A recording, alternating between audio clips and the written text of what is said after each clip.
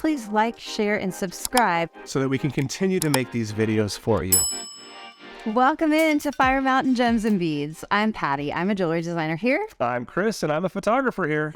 And we're here with the last installment in our series of 5 easy-to-do photo tips that will elevate your jewelry photographs.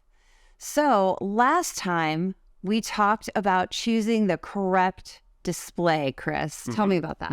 We talked about just how color of our display can greatly impact our design in bringing it forward and not having to get lost in the frame. And while we were there, we had some nice little bicones, and those little bicones didn't have many facets on them. And we thought, hey, let's hit some facets and let's make them pop. So in this last installment, we saved one of the best for last, and that is really learning to hit those facets with your camera so they pop, so they sparkle and shine and really translate to your customer. So, Chris, tell me about what you see in this photograph that I took. Yeah, so here we've got a really, really beautiful blue Austrian crystal pendant. We've got some beautiful AccuFlex. And then in here we have these little beads right here that also have maybe some little rhinestones in them. And yeah, I see a nice shape here. It's not really totally getting lost, but there is a lack of facets and definition. I know a lot of crystals have beautiful back facets that can shine through and show a lot of different colors in the hue of that crystal. And they also have top facets, which can define its shape in a lot of ways. And so that's going to be our strategy, is hitting some of those facets to really bring the shape out of what this crystal pendant should be. I'm really looking forward to that. You know, the struggles that I had when making this photograph were that I tried, different positions with my camera, but I just couldn't get those facets. It just came out really kind of flat and really kind of black, and it's such a brilliant, beautiful blue, and I want that to show.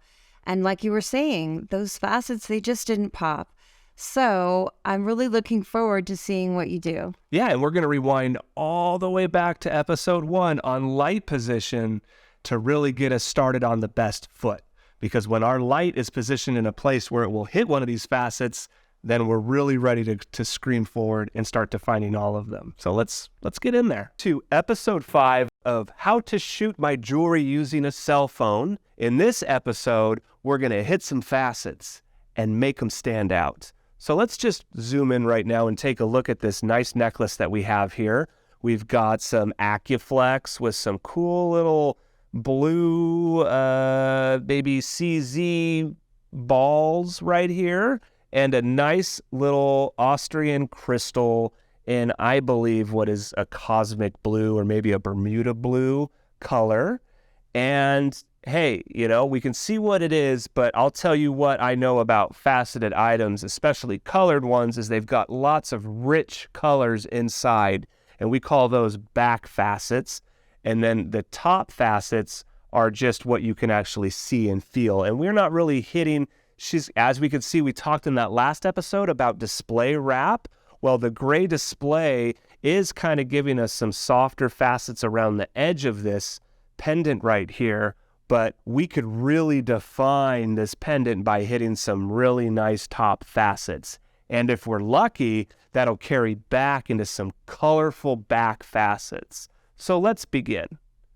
Okay, so again, we have our piece on set. I've got my main light pointed at it, and we're incidentally getting some nice back facets because of that.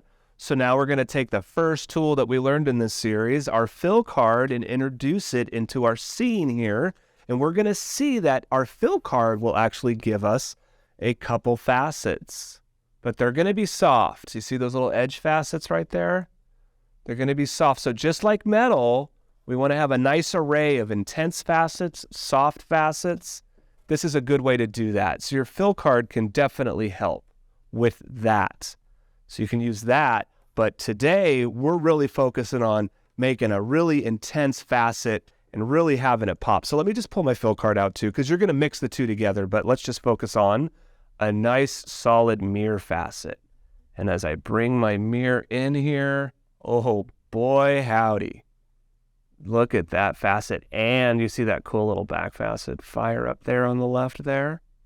That's really, really nice, intense. So we're going to do kind of the same technique we did when filling the metal, where we took some A-clamps, and when we found our sweet spot, we anchored down our foam core, or as in this case, I've anchored down my mirror, and now I'm going to bring in another mirror and just kind of do that nice little slow sweep. Now remember, in product photography, millimeters matter. Don't make bold moves, just very, very, very subtle and slow moves.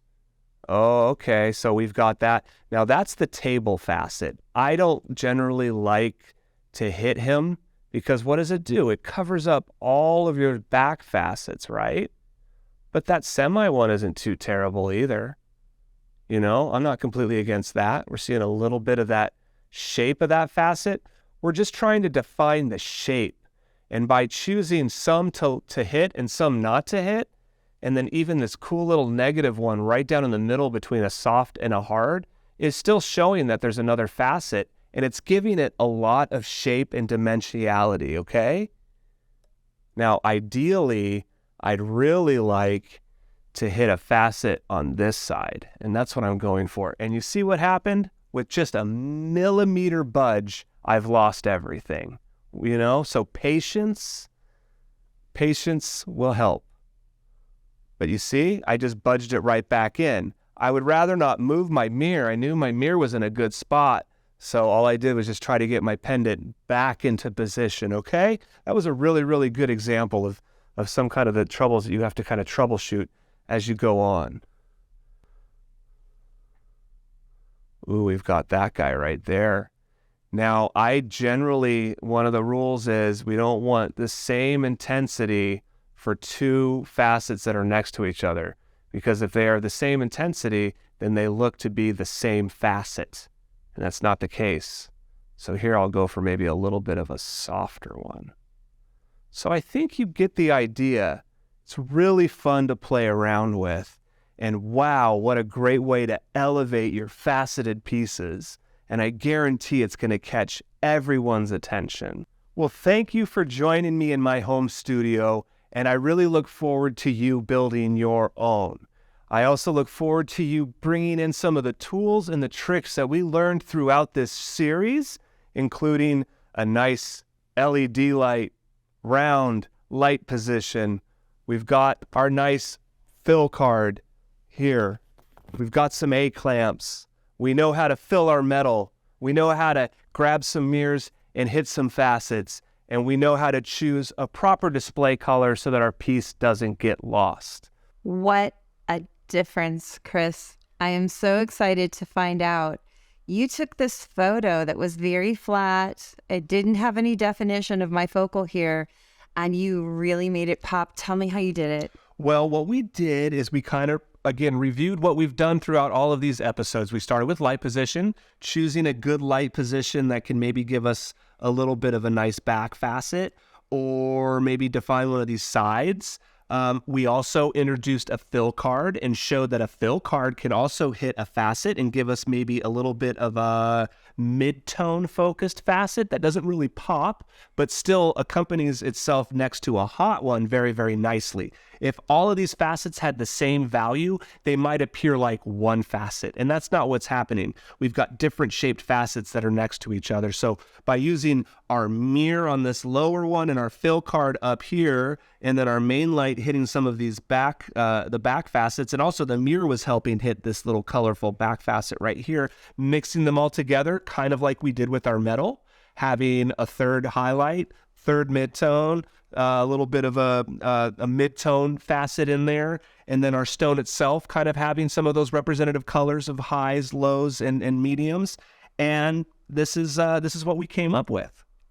So can you remind me again the 5 different tips that we've covered in this series? Yeah, light position, okay? Your fill card and indirect bounce, okay? Filling and shooting metal, all right? A display color choice to help your piece pop. And finally, hitting facets and getting them to pop as well.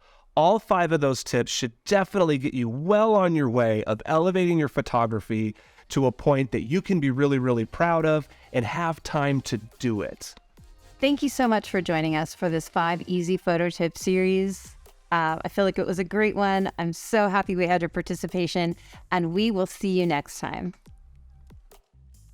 Well, I really hope you love this series. And if you do, I really hope you like, share, and subscribe so that we can continue to make these videos for you.